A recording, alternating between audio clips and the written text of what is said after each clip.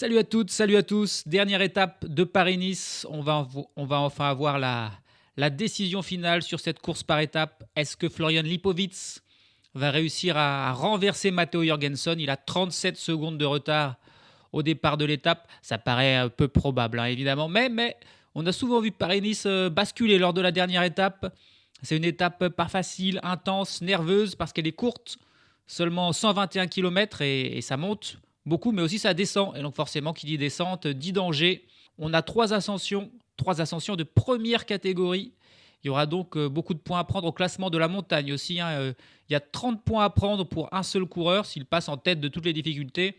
Et vu que le leader, Thomas Gachinière, n'a que 21 points, ça pourrait être un coureur qui n'a encore jamais participé dans cette lutte, qui rafle le maillot au cours de cette dernière étape. Il faudra passer en tête du col de la Porte, 7 km à 7%, de la Côte de Peille, 6,7 km à 7%. Et puis, on finira avec le col des 4 chemins, 3,6 km à 8,7% avant la descente vers Nice. Le sommet est à 10 km de l'arrivée et de la promenade des Anglais. Et puis, on montera aussi le col d'Aise. Alors, au sommet, il n'y aura pas de point de la montagne, mais il y aura les secondes du sprint intermédiaire à prendre. C'est 1,6 km à 9%. Autrement dit, là aussi, ça va attaquer. Ce col d'Aise, il sera à une 25 km de l'arrivée en gros. Donc il y aura des grandes manœuvres qui pourraient commencer dès ici pour les leaders. Si Lipowitz veut faire quelque chose, il faudra commencer dès là. Mais bon, Lipowitz, j'ai l'impression qu'il veut plus défendre sa place pour le podium qu'autre chose. Donc voilà, on verra ce qui va se passer. On verra aussi l'échappée, forcément, qui va vouloir se former. C'est une belle étape encore aujourd'hui pour une échappée. Hier, ça a marché. Alors pourquoi pas aujourd'hui? C'est pas impossible. On verra ça tout de suite. Chute de Bellocchi, juste devant Armstrong qui est parti dans le terrain. Et attaque de Pierre Rolland. Voilà ce que nous disons depuis le début de ce Tour de France. Une chute terrible. Christopher Froome à pied. Mais quelle image du Tour. On n'a jamais vu ça. 100% cyclisme, le podcast du vélo en direct. Ça va Marion? Désolé. C'est parti. Et le premier attaquant du jour n'est autre que le maillot vert en personne, Mats Pedersen. Je pense que l'objectif pour Mats Pedersen aujourd'hui, c'est d'être dans l'échappée pour peut-être réussir à être dans le groupe final qui se disputera la victoire. En général, cette dernière étape de Paris-Nice, c'est souvent un petit groupe d'une dizaine, quinzaine de coureurs, des favoris ou quelques rescapés de l'échappée qui se disputent la victoire au sprint. Et pour défendre son maillot vert, Pedersen, il a besoin d'être devant parce qu'il n'a que 7 points d'avance sur Jorgensen qui risque de bien finir classé et donc de prendre plus que 7 points. S'il veut le défendre, il faut qu'il soit devant, peut-être aller prendre déjà les points bonifs au sommet de la côte du col d'Aise. Il y aura 10 points à prendre pour la lutte du maillot vert, en plus des secondes bonifs. Donc c'est son objectif du jour à Mats Pedersen, il est le premier à attaquer, mais ça va déjà très rapidement. Et pour l'instant, il a pris quelques mètres d'avance, mais il n'est pas du tout sorti. Alors qu'on a eu 2 coureurs qui ne sont pas partis. Il s'agit du sprinter Alberto Dainese et alors là, attention les oreilles, de Roel van Sint-Maartensdijk. Oui, mesdames et messieurs, lui-même, qui n'est pas parti, le coureur de l'Intermarché Venti, en plus donc de Dainese de la Tudor, qui ne prendront pas part à cette dernière étape. Allez, Mats Pedersen, ça n'a pas marché, il a été repris. Et il retente directement, il est repris et il repart. Mats Pedersen, il veut vraiment y aller. Il repart, mais c'est compliqué pour l'instant de faire des écarts. Il y a un coureur d'Arkea BNB Hotel aussi qui tente de sortir. Pour l'instant, le rythme est rapide, tellement rapide qu'il y a des coureurs en difficulté derrière. D'ailleurs, il y a Mats Pedersen qui est repris, mais qui en remet une 3e attaque là, de Mats Pedersen. Son objectif est clair, il était fort hier, il était très fort hier, il est encore fort aujourd'hui, il est en pleine forme, ça promet. Pour Milan-San Remo, on parle beaucoup du duel Van Der Poel-Pogačar, mais il faudra très certainement compter sur Mats Pedersen, sur Milan-San Remo, parce que là, il est au top. Mais bon, il n'arrive toujours pas à faire de différence. Derrière, le peloton va très vite et on a dit, il y a des coureurs lâchés. Et il y a notamment Brandon McNulty, c'est étonnant, qui est en train de lâcher prise avec Adrien Petit, avec aussi Max Walker d'IF. Là, on a 3 coureurs qui sont vraiment en difficulté. Mais ça ne sort pas. On est parti depuis 20 km déjà. Et malgré tous les essais de Pedersen, personne n'a réussi à prendre de l'avance. Allez, il y a 2 coureurs là qui ressortent. On a un coureur de la Movistar, c'est Lorenzo Milesi, ainsi qu'un coureur de l'Alpecin de Koenig, Edward Plankert. Ils ont pris une centaine de mètres. Là, c'est peut-être eux qui ont fait la plus grosse écart depuis le début.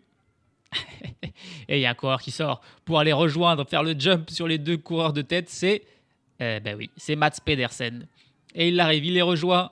Mats Pedersen, Lorenzo Milesi, Edward Plankert. Ce sont les premiers à faire vraiment un écart. Là, ils ont plus de 10 secondes d'avance. C'est pas beaucoup, évidemment. Mais c'est le plus gros écart. Allez, il y a une dizaine de coureurs, là, un gros groupe qui vient de ressortir du peloton suite à une attaque. Et ils vont rejoindre les 3 de devant. Ça fait une 13aine de coureurs à l'avant, là. Et il y a des beaux noms. Il y a des beaux noms. On retrouve qui? On retrouve... allez, on va se faire un petit peu la liste de tous ces coureurs, même si l'échappée est loin d'être faite. Hein. Ils ont une dizaine de secondes d'avance sur le peloton. Il y a Dries Van Gestel pour la Soudal Quick-Step. Il y a donc Mats Pedersen accompagné de Dan Hull pour la Lidl Trek. Ben O'Connor est là pour la Jayco. On a Callum Scottson et Aurélien Paré-Peintre pour la Decathlon. Tobias Lund Andresen pour la Picnic. Lorenzo Milesi pour la Movistar. On a Julien Alaphilippe encore là à l'avant pour la Tudor avec Ewen Kosciu de Arkea. Georg Steinhauser, lui aussi était à l'avant hier, il est là, le coureur de l'IF, avec enfin Edouard Plancart de l'Alpecin et Joël Nicolaou de la Cara Rural. Voilà un gros groupe qui tente de partir. Est-ce que c'est le bon coup cette fois? Bah non, c'était pas le bon coup. Ils sont repris, ça n'a pas marché, ils étaient trop nombreux, le peloton les a pas laissés sortir. Et direct, il y a une contre-attaque là de 3 coureurs avec Jonathan Narvaez, avec Georg Steinhauser et avec encore Mats Pedersen. Mais c'est pas possible, Mats Pedersen, il est dans toutes les attaques. Ah, s'il ne se retrouve pas devant, aujourd'hui, il va être très déçu, Pedersen, parce qu'il fait vraiment des gros efforts, alors que de l'autre côté, Tim Merlier, qui était un petit peu son premier adversaire au classement du maillot vert, puisqu'il était à 2 points derrière, lui, il vient de lâcher du peloton. C'est pas le seul, hein. Il y en a d'autres, ça va tellement vite. On n'est pas vraiment dans une ascension, hein. Ça monte légèrement, mais rien de terrible, mais ça suffit déjà à faire des lâchers. Il faut dire que la semaine était éprouvante avec le froid, et aujourd'hui il fait beau, hein. On l'a pas dit, mais oui, aujourd'hui c'est le retour enfin du soleil sur Paris-Nice, sur la course au soleil. Il aura fallu attendre le dernier jour à cette étape autour de Nice pour enfin que les coureurs soient récompensés d'une belle météo. Ça fait, waouh, c'est un peu comme le bout du tunnel, hein, pour tous ces coureurs-là qui ont tellement souffert du froid, de la pluie. Et bah là, c'est bon, il fait beau.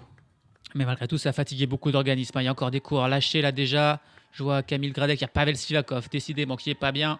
Eduardo Affini, un équipier là, de Matteo Jorgensen, qui lâche aussi. Alors qu'il y a Matteo Sobrero pour la Red Bull, il y a Jack Egg pour la Bahrain Victorious qui sont sortis du peloton et qui rejoignent les 3 hommes de tête là, le trio Narvaez, Pedersen, Steinhauser. Ah, s'ils sont en compagnie en plus de Sobrero Egg, c'est vraiment 5 très très bons coureurs là, hein, qui sont sortis, mais ils ont encore qu'une dizaine de secondes d'avance, rien n'est fait du tout. Alors qu'on apprend que bah voilà, il n'était pas bien, McNulty, c'était le 7e du classement général, et bah il abandonne. McNulty qui abandonne, un coureur du top 10 là, il doit être malade, je ne sais pas ce qui lui arrive, mais il n'est pas bien. Et il abandonne, tout comme Adrien Petit et Max Walker, les 3 premiers lâchés là, du jour, qui n'ont pas insisté et qui quittent la course. Alors que devant, rien n'est fait pour l'instant entre les échappés et le peloton. Il y a un petit groupe devant, mais il y a un groupe de contre là, qui part avec 3 coureurs. On a Rémi Cavagna, on a Nelson Spoles et on a Thomas Gachignard qui enfin se montre. Ouais, s'il veut garder son maillot à points, il faut qu'il soit devant, Gachignard, aujourd'hui. Il tente de sortir là, du peloton avec Cavagna, avec Poles. Mais bien que le groupe devant soit pas loin, ils n'arrivent pas. Ils sont repris par le peloton. Il ne reste plus que les 5 hommes et Georg Steinhauser qui fait une attaque désormais dans les échappées pour tenter de relancer tout ça. Le peloton est toujours juste derrière à une dizaine de secondes. Alors que ça y est, on est dans le col de la Porte. C'est pas facile, hein, le col de la Porte, c'est 7 km à 7%, ça monte beaucoup. Et là, Mats Pedersen qui part en contre. Ils ont repris Steinhauser et direct Pedersen qui attaque. Il est incroyable. Il est vraiment incroyable, Pedersen, alors que là, c'est dur. Là, ça monte vraiment. Et derrière, dans le peloton, ça craque pour pas mal de coureurs. Et notamment, il est pas bien, c'est Lenny Martinez. Lenny Martinez qui est lâché. Il est... Ouais, non. Ça sera pas pour lui aujourd'hui. Alors qu'on aurait pu penser quand même que c'était une étape qui lui correspondait. Mais là, il a plus de jus. Et il est lâché, Lenny Martinez. Hein, c'est pas le seul. Hein. Il y en a d'autres. Et derrière, le peloton qui reprend les échappées. Il n'y a plus que... sauf Mats Pedersen qui est juste devant. Mais à mon avis, ça va être très compliqué d'aller au sommet là tout seul. Ils ne veulent pas le laisser partir, Pedersen. On sent qu'il est trop dangereux pour la victoire d'étape. On l'a vu qu'il était capable hier de monter jusqu'au sommet d'Oron avec les meilleurs. Et donc, on se dit que s'il part en échappée, on ne le reverra pas. Et pour l'instant, non, il n'arrive pas à partir. 72 km de l'arrivée et il est repris, Mats Pedersen. Et là, ça devient compliqué. Il a quand même fait beaucoup d'efforts. Est-ce qu'il va réussir désormais à rester dans ce peloton? Il y a déjà plus qu'une trentaine de coureurs. Hein. C'est notamment les Ineos, les équipiers de Tim Henrichsman qui ont fait la poursuite et le rythme et qui ont lâché un grand nombre déjà de coureurs. On se demande est-ce qu'une échappée va même pouvoir partir. Maintenant qu'il n'y a plus que 30 personnes dans le peloton, ça devient critique. On arrive au sommet du col de la Porte et personne ne se soucie. Là, pour les points de la montagne, c'est Ineos qui mène le peloton et qui passe en tête. 3 coureurs Ineos qui prennent les points, mais sans se soucier vraiment de ce classement. Alors que pourtant, voilà, c'est quand même un maillot distinctif sur une course World Tour à aller chercher.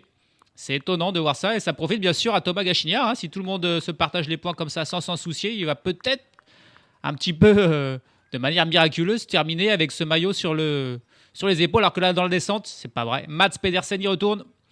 Mats Pedersen qui attaque dans cette descente.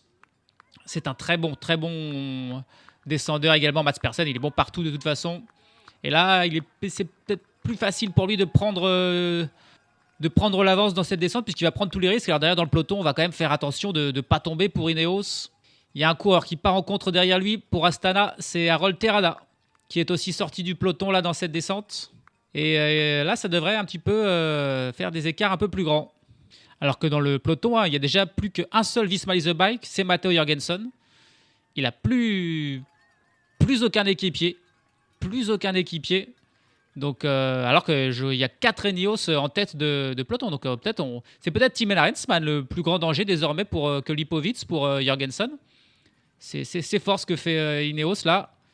Jorgensen complètement isolé alors qu'on est évidemment très loin de l'arrivée. On est à 64 km. Et Pedersen, lui, là, il arrive enfin à s'envoler. Là, il a 30 secondes d'avance. Il a 30 secondes d'avance sur le peloton. Il a pris de l'avance très vite là, dans cette descente. Il va vraiment prendre tous les risques. C'est plus compliqué pour Terrada qui, à mon avis, lui, va se faire reprendre par le peloton. Il est moins puissant, moins bon descendeur. C'est un plus petit gabarit, donc forcément, il va moins vite dans les descentes que Pedersen qui est à pleine balle. C'est ça combien 10e attaque du jour pour Pedersen. Mais il a enfin réussi à prendre ses distances. Mais bon, il est tout seul. On va voir. On va voir jusqu'à où ça peut aller ce numéro de Pedersen aujourd'hui là. Mats Pedersen qui s'apprête bientôt à monter dans les premières rampes de la côte de Peille. 6,7 km à 6,7% de moyenne. Facile à se rappeler. Et il a pris l'enfant de l'avance. Là, il a 1 minute 10 d'avance sur le peloton. Il est tout seul. Terrada derrière a été repris. On est loin, 48 km de l'arrivée. Mais je pense que son but, c'est d'arriver. Ensuite, il y aura une descente jusqu'au col d'Aise. Les points pour le meilleur sprinter. Mais je pense qu'il veut aussi l'étape. Mais voilà, 1,10 face à 4 Ineos qui roulent fort. C'est pas facile. Peut-être qu'il y a aussi beaucoup de Red Bull. Des équipiers de Lipovic. Il en a encore 4 avec lui. Alors que Jorgensen, lui, est toujours tout seul. Donc, il a 5 Red Bull, 4 Ineos face à lui, qui vont tenter de le déstabiliser peut-être dans cette côte de Peille.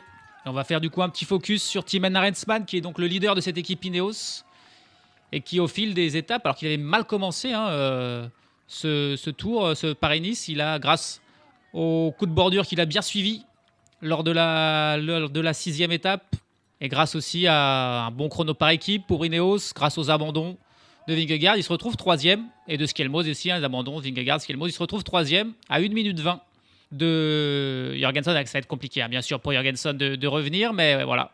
On va regarder un petit peu ce qu'il a fait dans sa carrière. Il a 25 ans, il est encore jeune, le Hollandais Thymen Arensman, qui a commencé sa carrière professionnelle du côté de la Sunweb en Allemagne. C'était en 2020.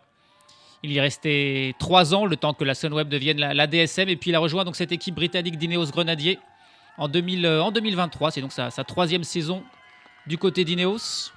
Il compte 2 victoires seulement dans sa carrière. C'est pas beaucoup, mais c'est 2 victoires prestigieuses, 2 victoires en World Tour.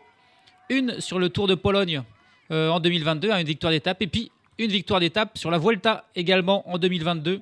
Il était parti en échappée. Il devançait Enric Mas et Miguel André Lopez de plus d'1 minute. Voilà les 2 victoires seulement. Mais pour ce coureur de classement général, bon grimpeur, bon en contre-la-montre, qui ensuite a fait beaucoup de deuxième place, à 2 fois deuxième d'une étape du Giro, deuxième d'une autre étape de la Vuelta. Il a souvent bien placé. Il a fait 2 fois troisième également sur des étapes de la Vuelta, 1 fois également sur le Giro. Donc bien placé, mais pas de victoire majeure, à part ces 2-là quand même. Sur les grands tours, il a participé 3 fois au Giro, 5 fois à la Vuelta, mais jamais au Tour de France. On l'a jamais eu sur le Tour de France, Thymen Arensman, où on préfère en général mettre Egan Bernal ou Geraint Thomas pour l'Ineos. Son meilleur classement sur la Vuelta, c'est une 5e place en 2022, lors de cette année où il avait gagné son étape. Et sur le Giro, il a fait 2 fois 6e en 2023 et en 2024. On verra ce qu'il fera cette année. Voilà, bon coureur, capable d'aller top 10. Mais bon, il n'a jamais gagné de classement général d'un grand tour, ni d'une course d'une semaine. Alors ça me paraît improbable qu'il y arrive aujourd'hui, mais le podium est possible et ça serait alors son meilleur résultat sur un tour comme ça. Son meilleur résultat jusqu'à présent, c'était une 6e place au classement général de Tirreno Adriatico. Non, il avait aussi 2e du classement général du Tour de Pologne. Mais le Tour de Pologne, c'est un tour un petit peu moins montagneux, un petit peu différent, un petit peu moins prestigieux que Paris-Nice ou que Tirreno. Il est bien parti pour avoir le podium, surtout avec avec tous ses équipiers autour de lui.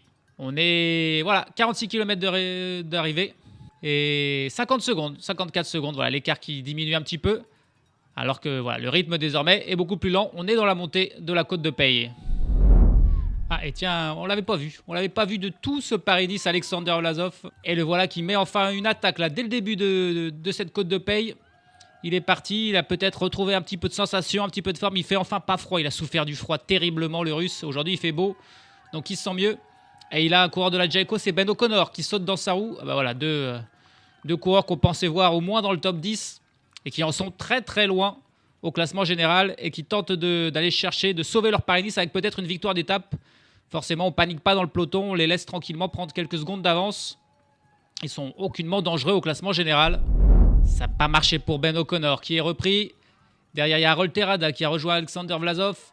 Mais le peloton est vraiment juste derrière. C'est Tobias Foss qui mène, il a Jorgensen dans la roue. Ça lâche encore de partout, il va y avoir plus qu'une quinzaine de coureurs à mon avis au sommet. Pedersen, lui, est toujours devant. Il y a encore 3 coureurs d'Ineos. Il y a Guillaume Martin qui est toujours là. Lipovitz, Champoussin. J'ai vu un coureur de la Movistar, c'est probablement Pablo Castrillo qui est toujours là. On voit pas Almeida. Il est où Almeida? Manotti était malade, abandonné. Est-ce qu'il a le même été malade aussi? Alors que ça y est, ils sont repris Terrada et Vlasov. Joshua Tarling qui a fini son boulot, qui est lâché. Et il y a une attaque de Lipovitz dans le peloton. L'attaque de Lipovitz pour tester un petit peu, pour voir. Et c'est pour l'instant Sheffield qui le suit. Et Jorgensen en 3e position avec Terrada derrière. Et Arensman est dans un second temps là. Il y a un petit écart. Et c'est Champoussin qui fait l'écart. Et les 2 coureurs d'Astana qui sont forts. Michael Storer est aussi toujours là, le 4e du classement général. On ne l'oublie pas, il a un top 5 à défendre. Lipovitz qui continue son effort, même s'il n'a pas fait d'écart, pour lâcher Arensman. Pour l'instant, il n'y a que Sheffield, Jorgensen et les 2 coureurs d'Astana qui arrivent à suivre dans la roue. Derrière, il y a un trou qui grandit. Arensman qui lâche. Et Magnus Sheffield qui l'attend pas. Il reste devant. Il va peut-être pas passer de relais du coup de Sheffield à Lipovitz qui lui demande. Alors que Almeida a bien lâché lui. Il n'est pas là. Il est en compagnie de Ben O'Connor, de Julien Lafilippe. Donc il est vraiment à une 3e, 4e échelon de la course, Almeida. Ça va pas. Après, Almeida, encore une fois, on a l'habitude. Il va monter à son rythme et il va revenir petit à petit. On n'est plus surpris maintenant. On le sait. Allez, Arensman qui arrive à revenir. Et juste au moment-là, Lipovitz qui en remet une. Cette fois-ci, c'est Jorgensen qui saute dans sa roue. Sheffield aussi qui est bien. Terrada et Champoussin aussi. Il n'arrive pas à l'aider. Voilà. On a les 5 même là. Alors que ça s'était un petit peu regroupé. Allez, les coureurs d'Astana, ils sont 2. Ils devraient faire quelque chose. Il y a une victoire d'étape à faire. Il ne faut pas laisser revenir. Derrière, il y a le groupe avec Arensman, avec Castrillo. Il y a un coureur de la Decathlon aussi. Je pense que c'est Félix Gall qui est toujours là. Avec un coureur de la Red Bull. Un équipier, c'est Vlasov qui est encore là, l'équipier de Lipovitz. Et du coup, c'est Jorgensen qui fait le rythme derrière dans le... c'est plus un peloton, là, ils sont plus que 7. Et maintenant, c'est Arensman qui fait une petite attaque, ou plutôt un rythme pour éviter. Il y a un groupe derrière qui tente de revenir avec Guillaume Martin, avec Michael Storer, avec Castrillo, avec Tobias Foss aussi. Mais c'est Arensman qui fait le rythme. Jorgensen est tranquille dans sa roue. On voit pas trop qui va pouvoir le déstabiliser quand même. Allez, au cours de Félix Gall d'y aller. Vlasov dans sa roue. C'est encore 2 coureurs qui ne sont pas dangereux au général. Ça attaque de partout. Mais Mats Pedersen est toujours devant. Il a 15 secondes d'avance toujours pour Mats Pedersen. Il va être sûrement repris, mais il sera avec eux dans la descente. Je pense que c'était l'objectif là d'attaquer de loin pour avoir de l'avance dans l'ascension et être avec eux dans la descente. Derrière, le groupe maillot jaune s'est renforcé. Ça y est, le groupe Castrillo, Martin, Storer qui est rentré. On a donc une 10-12 coureurs là avec quelques secondes de retard donc sur le duo Vlasov-Gall et une quinzaine de secondes de retard sur Mats Pedersen. Mats Pedersen est repris juste un petit peu avant le sommet par le duo Vlasov-Gall. C'est Vlasov qui passe en tête devant Félix Gall et Mats Pedersen. Le peloton qui passe à son tour à 15 secondes derrière. Et là maintenant c'est la descente. C'est 16 km de descente avant le col d'Ez. C'est toute petite côte mais très pentue. Et Almeida, lui, qui n'est pas dans ce groupe. Il y en a 13 coureurs, tous les membres du top 10, sauf Joao Almeida qui est une dizaine de secondes derrière et qui va sûrement rentrer quand même là dans la partie descendante. Il y a un coureur qui a réussi à s'extirper du groupe maillot jaune dans cette descente, c'est l'Ineos Magnus Sheffield. Il a réussi à prendre une dizaine de secondes d'avance là. C'est bien joué les Ineos, on les voit à l'attaque depuis le début de ce Paris-Nice. Ça change de l'époque Sky, Froome où c'était le rouleau compresseur qui annihilait l'intérêt de toutes les étapes. Et bien là au contraire c'est les grands animateurs désormais. Et là Sheffield il a pris l'avance et du coup ça hésite derrière pour rouler. Et non, c'est plus Ineos qui va rouler. Et c'est Jorgenson finalement alors qu'il est tout seul. Il ne serait pas obligé là non plus de rouler. Il pourrait peut-être laisser la Red Bull qui est plus nombreuse rouler. Mais la Red Bull, ils ont aussi Vlasov devant. Donc c'est vrai que du coup, il n'y a pas trop d'intérêt non plus. Là, au vu de la victoire d'étape, Sheffield, il est quand même loin de Lipovic. C'est pas vraiment une menace pour sa deuxième place. Du coup, c'est Jorgenson lui-même qui roule. Sans forcément peut-être se vider de toutes ses forces. Mais Almeida, lui, est bel et bien rentré dans ce groupe de tête. Tiens, il y a Julien Alaphilippe aussi qui revient à l'instant. C'est bien, il va pouvoir aider Michael Storer. Et du coup, ça roule plus trop quand même dans ce groupe. Si Alaphilippe peut revenir, c'est que voilà, c'est long et ça peut être pas mal pour le trio. Le trio Vlasov, Gall, Pedersen ou pour Sheffield. Tiens, du coup, c'est un coureur de la Movistar qui se met à rouler. C'est même presque une attaque là pour Castrillo. Mais il n'est pas réussi à sortir. L'écart qui grandit désormais, 40 secondes d'avance pour le trio Pedersen, Gall, Vlasov. Sheffield est intercalé pile à 20 secondes, pile entre les deux groupes désormais. On attaque l'ascension de ce col d'Ez avec les secondes bonifs au sommet. 1,6 km à 9% de moyenne, avec des passages à plus de 13%. C'est donc dur, c'est dur pour Pedersen de suivre les bons grimpeurs que sont Vlasov et Gall, alors que Sheffield, lui, est en train de rentrer sur eux. Et Sheffield, lui, il est bien classé au général, il est 6e. Il a que 14 secondes de retard sur Almeida et 24, il me semble, sur Storer. Et du coup, dans le peloton, ça s'est un petit peu paniqué. C'est Julien Alaphilippe qui mène, du coup, pour revenir sur Magnus Sheffield, qui est en train de faire le bon coup là, Magnus Sheffield. On avait Almeida qui est tenté d'attaquer à un moment donné pour tenter de revenir, mais ça n'a pas marché. Et maintenant, c'est Alaphilippe qui roule. C'est le seul équipier qui reste pour Storer. Almeida est tout seul, Jorgenson est tout seul, Lipovic a un équipier devant, et Arensman a un équipier devant. Donc forcément, c'est Alaphilippe d'y aller. Et alors que tiens, c'est Jorgenson qui attaque. Jorgenson qui attaque dans le col d'Ez. Qui est-ce qui peut suivre? Il n'y a pas grand monde, il n'y a même personne. C'est Lipovic qui essaye. Non, c'est même Sombrero. Et non, il n'y a personne qui peut suivre. Il n'y a personne. Alors là, il est attaqué au bon moment. C'est au coureur d'Astana d'y aller. Ouais, c'est toujours un petit peu les plus forts, mais ils sont un petit peu loin. Ils ont du mal à réagir, c'est Champoussin. Et Lipovic, il était loin. Et il y va, Lipovic, en fait. Il était juste très, très mal placé. Mais là, il a déjà...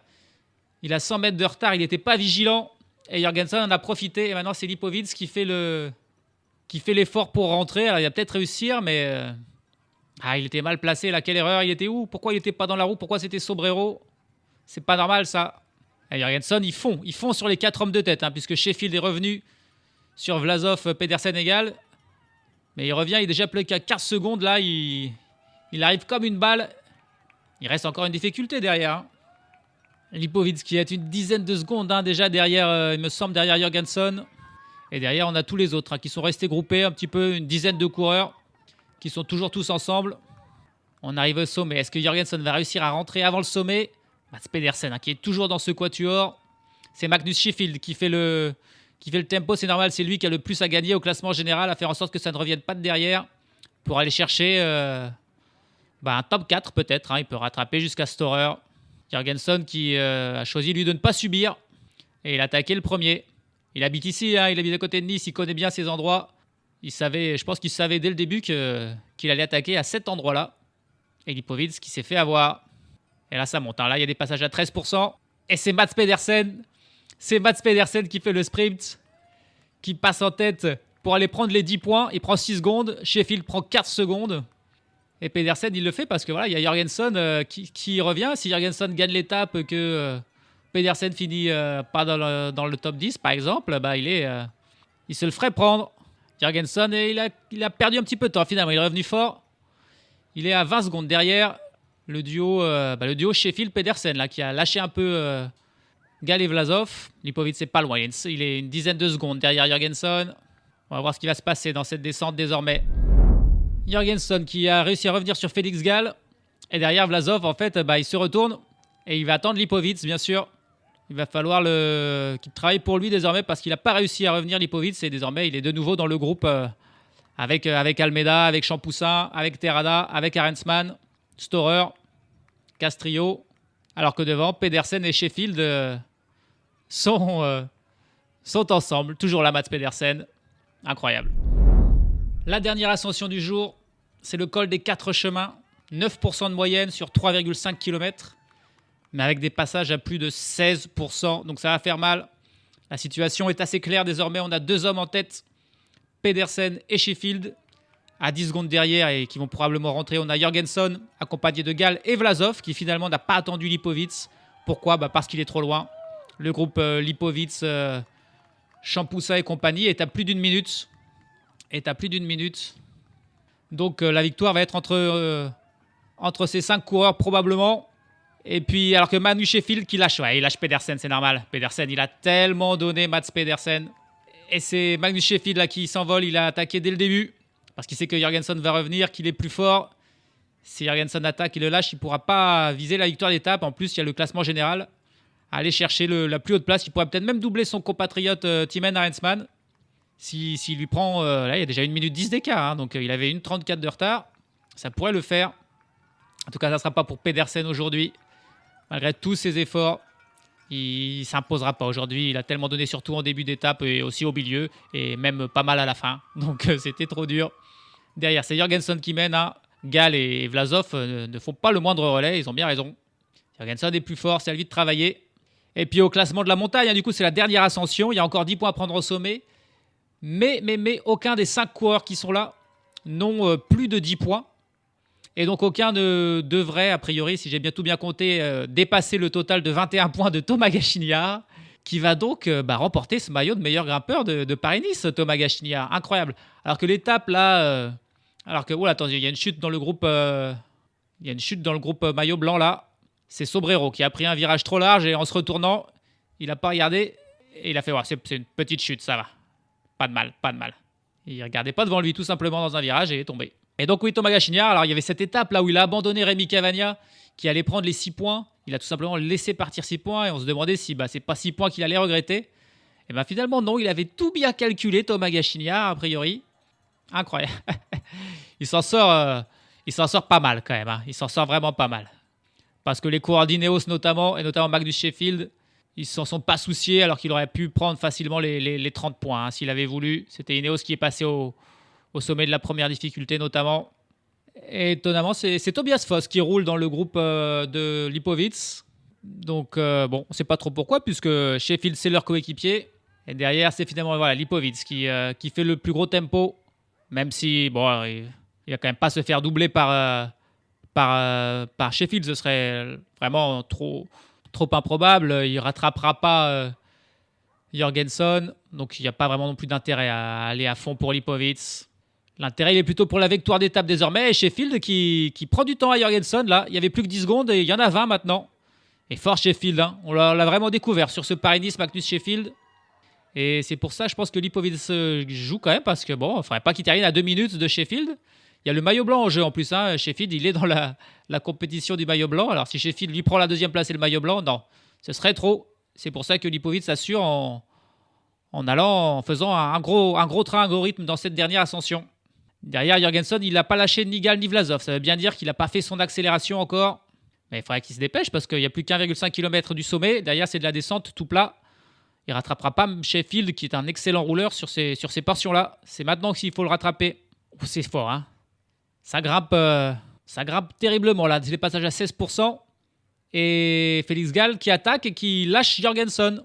Il faut dire que Jorgensen, il a fait que travailler tout le temps. Félix Gall était tranquillement dans la roue. Et là, Félix Gall qui le distance.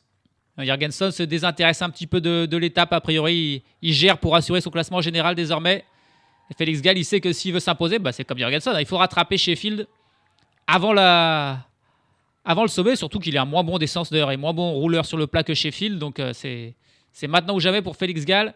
Mais j'ai l'impression que, comme hier, quand il a attaqué pour tenter de rattraper Storer un peu trop tard, j'ai l'impression que c'est là encore un petit peu trop tard. On n'est plus qu'à 1 km du sommet.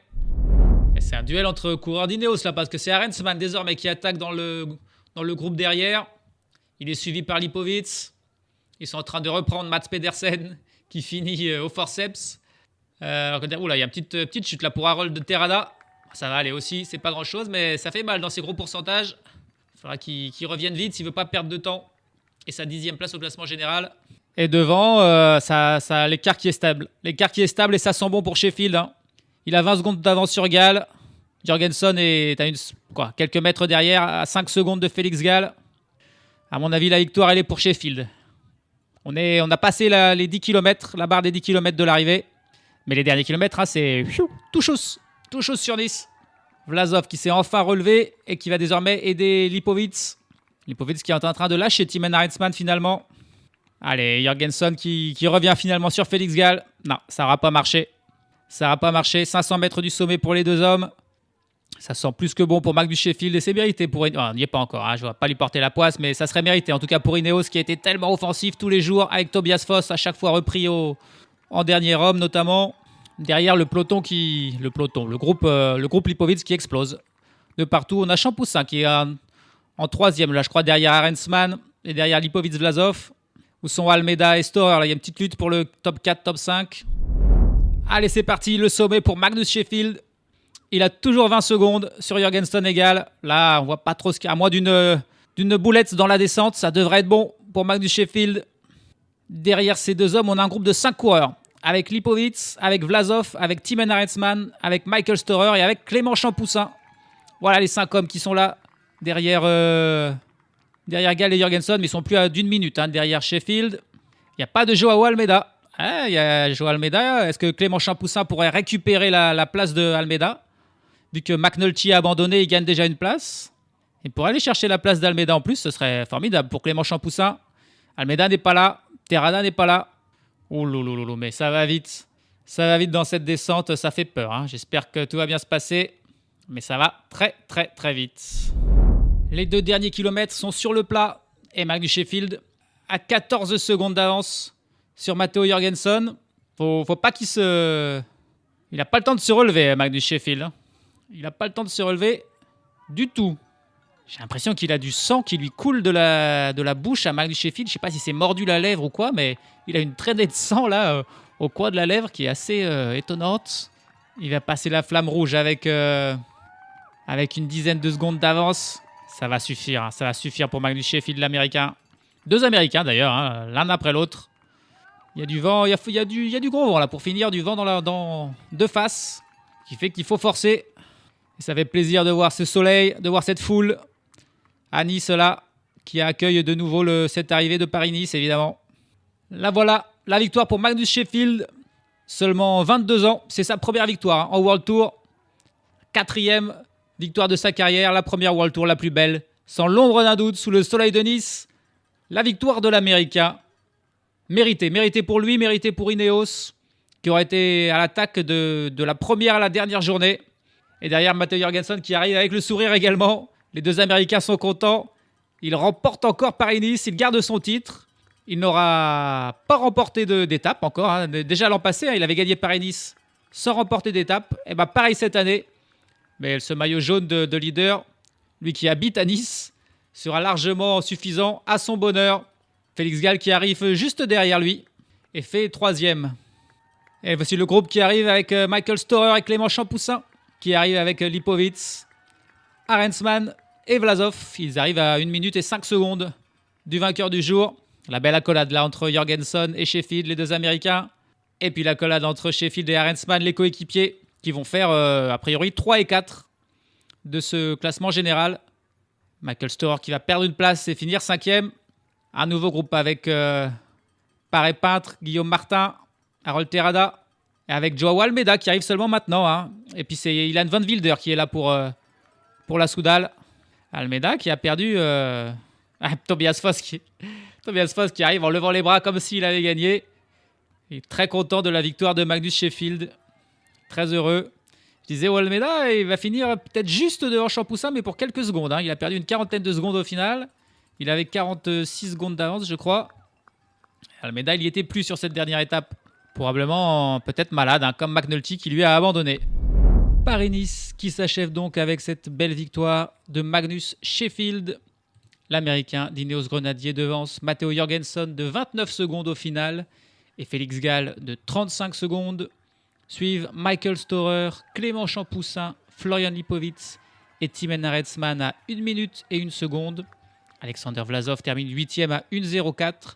Puis le groupe, mené par Ilan Van Wilder, Aurélien Paré-Peintre, ainsi que Harold Terrada, Guillaume Martin et Joao Almeida à 1 minute 40. A noter que Mats Pedersen termine finalement 20e de cette étape à 3 minutes 47 du vainqueur. Il a évidemment complètement lâché dans le final, mais il aurait été le grand animateur. Et puis pas mal d'abandons. Outre les coureurs qui ne sont pas partis, il y en a beaucoup qui n'ont pas fini aujourd'hui. On a eu 2 coureurs de la Cara Rural avec Yuri Letao et Sébastien Berwick.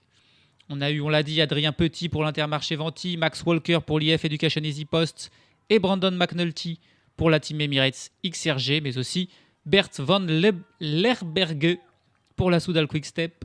Tim Merlier a également abandonné et ne figurera pas au classement du maillot vert où il était évidemment très bien placé avec ses 2 victoires d'étape en début de Paris-Nice, et puis l'abandon également de Per Strand Hagenes pour la Team Visma Leasebike, qui ne sont que 114 coureurs à avoir fini ce Paris-Nice. Le dernier du jour, c'est Joël Nicolao de la Cara Rural Seguro Sergia, l'Espagnol, qui termine à 23 minutes et 2 secondes de Magnus Sheffield. 4 minutes derrière l'avant-dernier. Il a fini vraiment tout seul, mais il a tenu à finir, Nicolao. Et ça lui vaut les honneurs de 100% cyclisme. Le classement général, et ben voilà, la victoire finale, 2e victoire consécutive pour Matteo Jorgensen sur ce Paris-Nice après s'être imposé en 2024. Il s'impose donc en 2025. Ce n'est que la 5e victoire de sa carrière. Il compte sinon une étape et le classement général du Tour d'Oman en 2023. Et aussi une victoire sur À travers les Flandres, la classique pavée l'an passé. Et sinon, voilà, le classement général de Paris-Nice, 2 fois. Donc voilà, un palmarès un petit peu étonnant pour Jorgensen, qui n'a donc toujours pas remporté d'étape, mais 2 fois le classement général. Il devance Florian Lipowitz, le jeune Allemand qui réalise une superbe performance en terminant 2e à 1 minute 15. Et c'est bel et bien Timen Arensman qui monte sur le podium à 1 minute 58. Suivent dans le top 10 Magnus Sheffield, qui fait donc la bonne opération du jour en gagnant 2 places et termine 4e, devant Michael Storer, qui lui a fait la bonne opération hier grâce à son échappée, qui termine 5e, devant Joao Almeida, seulement 6e, déception pour Almeida qui termine à près de 4 minutes de Jorgensen. Le premier français, ce n'est pas Lenny Martinez ou Guillaume Martin ou Aurélien Paré-Peintre, mais c'est bien Clément Champoussin qui termine 7e. Une belle place, il ne termine qu'à 3 secondes de Joao Almeida en plus, il n'était pas loin de la 6e place. Il devance son collègue d'Astana, Harold Terrada. Tobias Foss, que l'on a beaucoup vu aussi à l'attaque, termine finalement 9e. Et puis, entrée dans le top 10 en profitant de l'abandon de Brandon McNulty pour Ilan Van Wilder de la Soudal Quick-Step qui termine 10e. Suivent Pablo Castrillo, Aurélien Paré-Peintre est 12e, Guillaume Martin 13e, Ben O'Connor 14e. On va noter la 17e place de l'ancien double vainqueur, Maximilian Charman, 17e, juste devant Félix Gall, 18e. Lenny Martinez termine seulement 24e suite à sa débandade d'il y a 2 jours sur l'étape plate. Et aujourd'hui, il a encore complètement lâché prise et fini loin des vainqueurs. Il termine donc seulement 24e de ce classement général. Le dernier, qui est le dernier ? C'est évidemment un coureur de la Cara Rural Seguros. C'est Samuel Fernandez, celui que l'on avait vu à l'attaque lors des 2 premiers jours, qui termine 114e et dernier de ce classement à 1h29 minutes et 27 secondes. Il aura affronté toutes les difficultés climatiques pour finir ce Paris-Nice et faire honneur à son maillot. Au classement par points, Mats Pedersen, il a bien fait. Il a bien fait de partir dans l'échappée et il a bien fait de sprinter pour aller prendre les 10 points au sommet du Col d'Èze, puisqu'il termine avec seulement 5 points d'avance sur Matteo Jorgensen. Et donc voilà, s'il n'avait pas pris cette échappée, s'il ne s'était pas démené pour aller prendre ses 10 points, eh ben, il se serait fait chipper ce maillot qu'il mérite pourtant amplement. Mats Pedersen devance Matteo Jorgensen et Magnus Sheffield dans ce classement par points, puisque Tim Merlier, lui, a abandonné. Axel Zinglet est 4e de ce classement devant Michael Storer.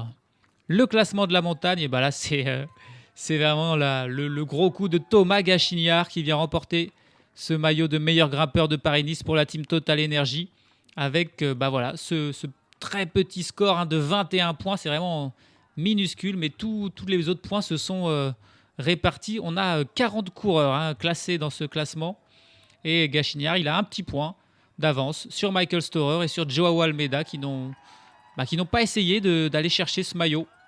Aujourd'hui, Alexandre Delettre termine 4e et Lenny Martinez 5e de ce classement.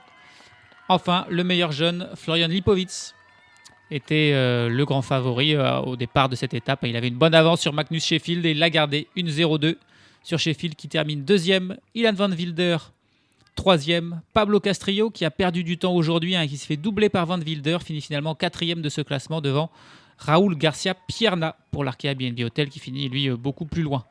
Et puis le classement par équipe, j'en ai pas parlé durant tout ce Paris-Nice, mais on va quand même le dire, c'est la victoire pour Ineos Grenadier et c'est mérité. Il place quand même 3 coureurs parmi les 9 premiers, avec Arensman et Sheffield aux 3 et 4e place et Foss en 9e position. Il devance de plus d'un quart d'heure la Movistar, la Red Bull. Boransgro est 3e, la première équipe française, la Decathlon AG2R, la Mondial Team, est 5e. Voilà, c'était Paris-Nice 83e édition et franchement on s'est régalé, on a tout eu. On a eu des surprises, on a eu des chutes, on a eu du froid, on a eu des abandons inattendus, on a eu des bordures, on a eu une victoire française. Lenny Martinez, on ne l'oubliera pas, même s'il a mal fini finalement au classement général. Il est allé chercher sa victoire. On a eu pas mal de beaux moments de panache. C'était une très belle édition, on s'est régalé. Prochain rendez-vous pour 100% cyclisme, c'est Tirreno Adriatico. Alors ça se déroule en même temps que Paris-Nice, mais nous on va se le faire évidemment juste après. Et on va voir s'il s'y est passé autant de choses que sur ce formidable Paris-Nice. Salut à tous, salut à toutes.